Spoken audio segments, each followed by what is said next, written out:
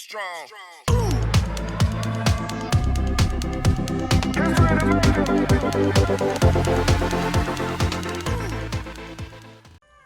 So there's a vast sea of SEO courses out there that can teach you all about SEO theory. They'll tell you what is a title tag, what is link building, and even give you a rough idea of how Google ranks web pages. But this is 2019. If you work in marketing in some capacity, or you're a business owner that owns a website, you probably already know this stuff. So my question to you is, how comfortable are you doing the work? If you ran your own SEO campaign tomorrow, what tools would you buy first? How would you use those tools? And what kind of projects would you start with? Hi, my name is Cleo Kirkland, at Cleo the SEO. I've been doing search engine optimization for the past 12 years, helping product and marketing leaders at companies like Hipmunk, Nurex, The Blaze, TaskRabbit, and Reddit scale their SEO campaigns. You name it, I've probably tried to rank for it, including hotel names, hand-in-man related terms, life insurance, and I even helped 2 different websites rank in the top 5 for cheap flights. And as someone who's been doing the work in the trenches for the past 12 years, I have to say that the hardest part about SEO isn't figuring out what to do, but how to do it. If you're a business owner, how comfortable are you using the keyword research done by your practitioner or your freelancer to figure out how many pages you should create and when you should create those pages? If you're an SEO practitioner, how do you use the tools of the trade? How do you do the work more efficiently?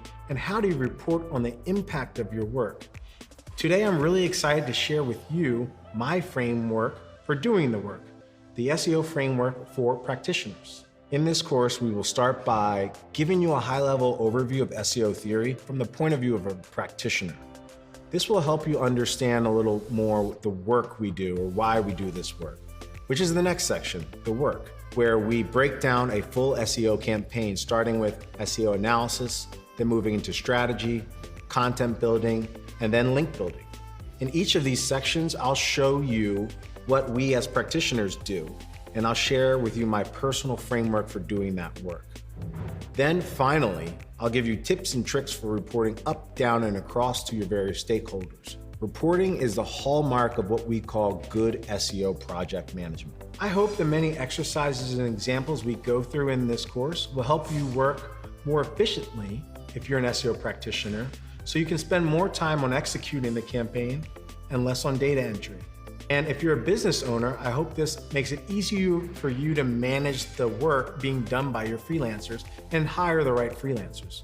I should mention that although this course does not focus on a specific vertical within SEO, such as B2B SEO, local SEO, App Store SEO, also known as ASO, the same basic framework of analysis, strategy, content building, link building, and project management can be applied to any kind of search engine optimization work. I am super passionate about search, I don't know if you can tell, and I'm really excited to partner with Fiverr on this course. I've used Fiverr so often to hire different content specialists and SEO specialists to help me scale my campaigns with my clients, and this really is the right platform for such a course.